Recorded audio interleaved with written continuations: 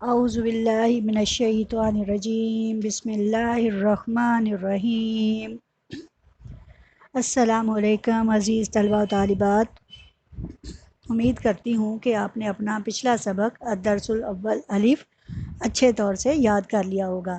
آج ہم اس کا دوسرا سبق شروع کیے دیتے ہیں۔ سورۃ الانفال آیات 11 تا 19، اس کا لفظی اور با محاورہ ترجمہ اور 7 آیتوں کی تفسیر۔ جب یغشکم النعاسا، جب وہ طاری کرتا ہے تم پر، النعاسا اونگ،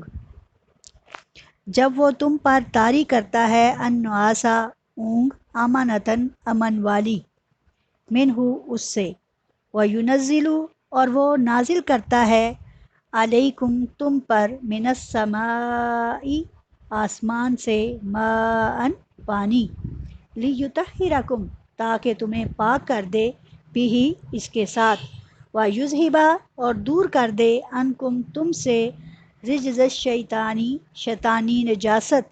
والی اور لیے، یربتا مضبوط کر دے، علی پر، قلوبکم تمہارے دلوں کو، وایثبتا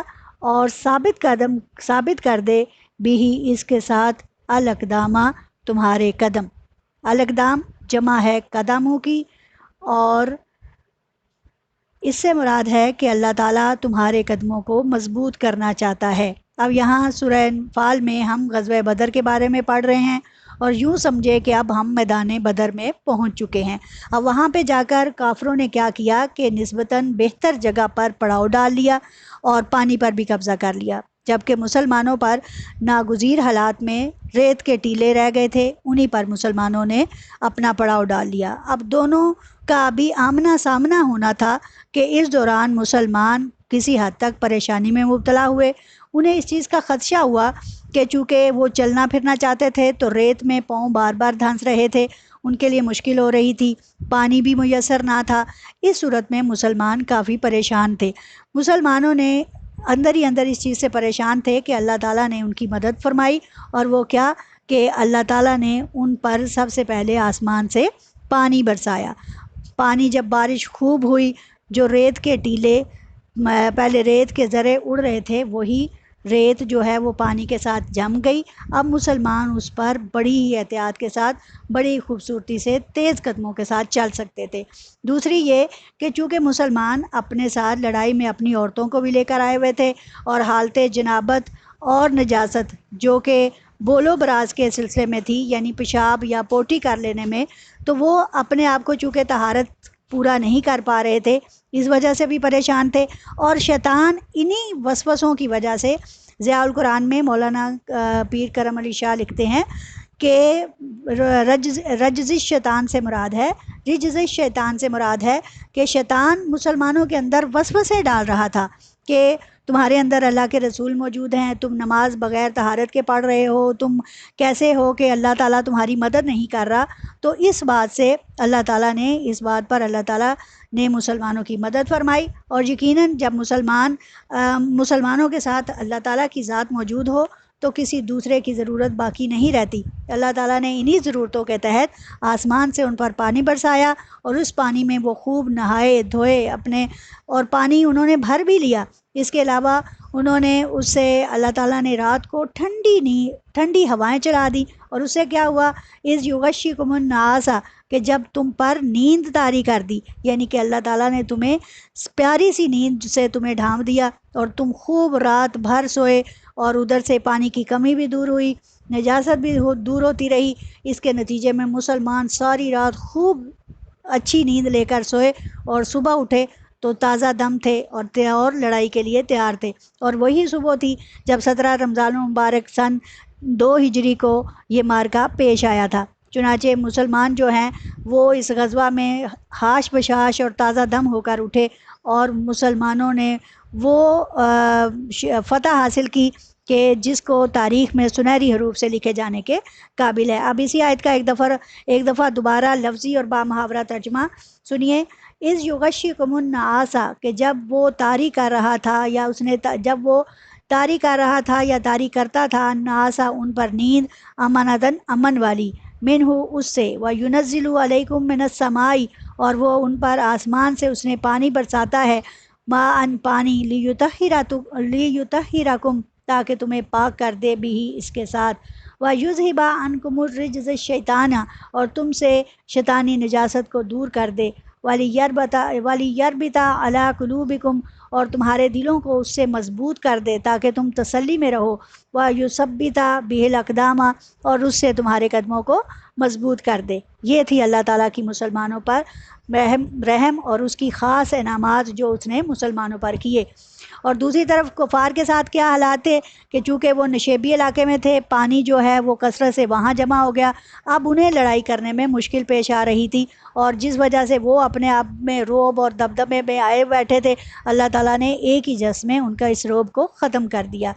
اب اللہ تعالیٰ کیا فرماتے ہیں کہ فرشتوں کے ذریعے مسلمانوں کو تسلی دلوا رہے ہیں کہ مسلمانوں سے کہہ دو کہ ثابت قدم رکھیں۔ اگلی آیت میں دیکھیں، آیت نمبر 12، جب یوں ہی وہ وہی کرتا ہے ربو کا تیرا رب الا طرف الملائکاتی فرشتوں کی طرف، یعنی کہ جب اللہ تعالیٰ فرشتوں سے یہ بات کہلواتا ہے، کہتا ہے انی معکم کہ بے شک میں تمہارے ساتھ ہوں، فثبت الذین آمنوا پس وہ لوگ جو ایمان لائے ہو ثابت قدم رہو۔ فرشتوں کے ذریعے اللہ تعالیٰ نے یہ ندا لگوا دی اور مسلمانوں کو کہا کہ ثابت قدم رہو، بے شک اللہ تمہارے ساتھ ہے۔ آگے اللہ تعالیٰ کیا فرماتا ہے، الکی تو ان قریب میں ڈال دوں گا، ان قریب، الکی میں ڈال دوں گا، فی میں قلوب الذین کفروا وہ لوگ جن کے دلوں میں کفر ہے، الرعب مسلمانوں کا رعب، ان قریب میں کافر لوگوں کے دلوں میں اپنا رعب ڈال دوں گا، مسلمانوں کا رعب ڈال دوں گا، فَضْرِبُوا تو پس مارو، یہ دیکھیں فعل امر کا صیغہ،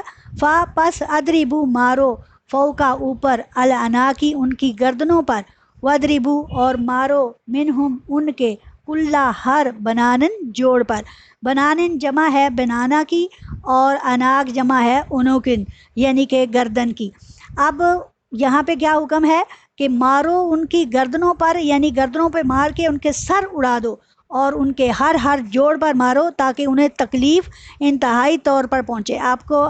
کو کبھی اس چیز کا احساس ہوا ہے کہ جب کسی کے جوڑ پر چوٹ لگتی ہے تو کس قدر سخت ہوتی ہے؟ ایسے ہی مسلمانوں کو حکم دیا کہ اب ان کافروں کے پور پر، ان کے جوڑ پر مارو تاکہ انہیں تکلیف ہو، کیونکہ وہ وقت جب وہ مدینہ میں 13 سال انتہائی تنگی کا، ظلم کا برداشت کر کے مسلمان آ گئے، اللہ تعالیٰ نے انہیں اس حد تک برداشت کرنے کا حکم دیا کہ جس میں برداشت نہیں ہوتی تھی اس کے باوجود برداشت کیا، لیکن اب کیا حکم ہے کہ ان کافروں کی گردنوں پر مارو، انہیں پتہ چل جائے کہ اب ستائے ہوئے لوگوں کو ستانا اور کیسا ہوتا ہے اور اللہ کے دین میں حائل ہونا کیسا ہوتا ہے، یعنی کہ اب دیکھو، مارو ان کی گردنوں پر، ان کی گردنیں اڑا دو اور ان کے ہر جوڑ پر مارو کہ انہیں انتہائی تکلیف ہو۔ ذالکہ یہ بینہم اس وجہ سے ہے کہ وہ شاق اللہ کہ وہ جھگڑا کرتے تھے اللہ سے، ورسولہ اور اس کے رسول سے، یعنی کہ یہ اس لیے کہ انہوں نے اللہ اور اس کے رسول کے ساتھ اس جھگڑے کی ابتدا کی ہے،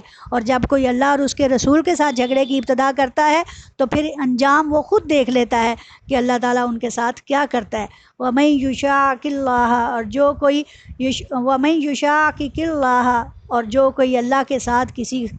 اللہ کے ساتھ وَرَسُولَهُ اور اس کے رسول کے ساتھ جھگڑا کرتا ہے، فَإِنَّ اللَّهَ تو بے شک اللہ تعالیٰ شدید العقاب، شدید کا مطلب ہے سخت، العقاب عذاب دینے میں سخت ہے، یعنی کہ جان لیں آج کے لوگ بھی کہ جب ہم اللہ اور اس کے رسول کی شان میں گستاخی کرتے ہیں تو وہ پھر اللہ کے سخت عذاب کے لیے اپنے آپ کو تیار رکھیں۔ کیوں ہم اپنی جن چھوٹی چھوٹی زبانوں سے نبی کریم صلی اللہ علیہ وآلہ وسلم کی شان میں گستاخی کرتے ہیں؟ کیوں ہم ان کی ذات بابرکات میں ان کو تکلیف پہنچانے کی کوشش کرتے ہیں؟ کیوں ان کے شجان شان، ان کے رتبے کا اظہار نہیں کرتے؟ تو ایسے لوگ جو ایسا کرتے ہیں وہ جان رکھیں کہ اللہ تعالیٰ ان کو سخت عذاب سے دوچار کرے گا، جیسے عذاب سے دوچار کیا اس نے کافروں کو، کہ وہی ایک بہت ہی 10 سال کے عرصے میں ایسے نیست و نابود ہوئے کہ مکہ صرف 8 سالوں میں فتح ہو گیا اور مسلمانوں نے وہاں جا کر اپنے ڈیرے بسا لیے۔ اب کسی کی طاقت نہیں تھی، کسی میں اتنی جرت نہیں تھی کہ وہ مسلمانوں کو وہاں سے روک سکے، اس لیے کہ اللہ کی مدد ان کے ساتھ تھی اور کافروں کے لیے اللہ تعالیٰ کا عذاب تیار تھا۔ اب اسی آیت کو دوبارہ سے ایک دفعہ کرتی ہوں. ذالکا بینہم، یہ اس وجہ سے تھا کہ وہ شاق اللہ، وہ جھگڑا کرتے تھے اللہ سے، و رسولہ، اور اس کے رسول سے. ومن یشاقق اللہ، اور جو کوئی جھگڑا کرتا ہے اللہ سے، و رسولہ، اور اس کے رسول سے، فإن اللہ شدید العقاب، تو بے شک اللہ تعالیٰ سخت ہے عذاب دینے میں، تو اللہ تعالیٰ ان کو سخت عذاب دے گا. ذالکم، یہ اس وجہ سے تھا کہ تم، فذوقوہ، تو پس اب تم مزہ چکھو، وَأَنَّ لِلْكَافِرِينَ، یعنی اب تم اس عذاب کا مزہ چکھو، اب اپنی اس شکست کو دیکھو جس سے تم نے دوچار ہونا ہے. وَأَنَّ لِلْكَافِرِينَ، اور بے شک لِلْكَافِرِينَ، کافروں کے لیے، عذاب النار، آگ کا عذاب تیار ہے، کہ وہ جو اللہ اور اس کے رسول کا انکار کرتے ہیں ان کے لیے اللہ نے عذاب پہلے سے ہی تیار کر رکھا ہے. جو کہ مسلمان آپ کو، جو کہ اللہ تعالیٰ نے بار بار مسلمانوں کو اجر کی صورت میں جنت کی بشارت دی ہے، اور کافروں کو کفر کے نتیجے میں عذاب النار یعنی جہنم کی سزا جو ہے سنائی ہے. اور اس سے بات طے ہے کہ اللہ تعالیٰ جنت کو بنا چکا اور جہنم کو بھی بنا چکا. اب آگے سوال پیدا ہوتا ہے کہ جنت کتنی بڑی ہے. اس کا جواب انشاءاللہ میں آپ کو لیسن نمبر 2 میں دوں گی. امید کرتی ہوں کہ آپ کو یہ لیسن اچھی طرح سے اس کا لفظی اور با محاورہ سمجھ آ گیا ہوگا، اور آپ نے اس کا ترجمہ اچھی طرح سے یاد کرنا ہے، اور سوالات و جوابات انشاءاللہ میں آپ کے لیسن نمبر 2 کے نتیجے میں آپ کو بتاؤں گی کہ آپ نے کیسے کرنے ہیں. وآخر دعوانا الحمدللہ رب العالمین.